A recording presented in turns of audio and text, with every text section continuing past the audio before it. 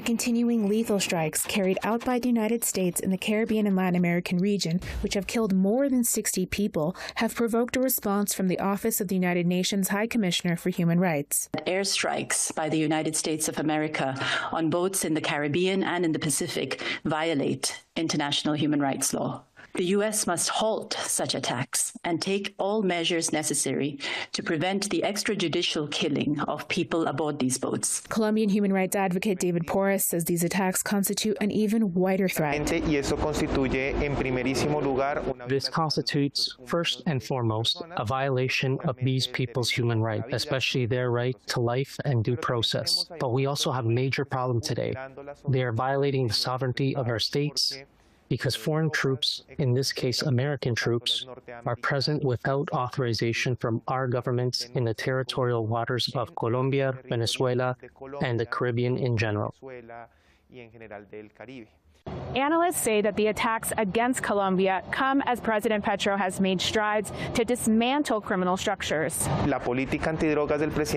President Gustavo Petro's anti-drug policy directly targets the leaders of drug trafficking organizations, directly attacks illegal economies, and replaces those illegal economies with legal ones. But we also have the other side of the coin, drug consumption. The United States is doing practically nothing to control drug use among its population, to reduce it, and above all, to treat it as what it truly is, a public health problem in a country that consumes the most legal and illegal drugs. Perhaps Petro's main infraction, as far as Washington is concerned, is having reversed the hostile policy towards neighboring Venezuela imposed under the former administration of Iván Duque, a close U.S. ally. More than 600,000 Colombians on the Colombian-Venezuelan border were affected by Iván Duque's infamous diplomatic blockade starting in 2018 and 2019. Because it's not just a border, they have historical, commercial, social, and familial ties. During that period, criminal organizations were strengthened and ended up taking over businesses on the border, and that's part of what we want to dismantle. From the very first minute Petro's new government took office, one of the first accomplishments was the restoration of Colombia-Venezuela relations.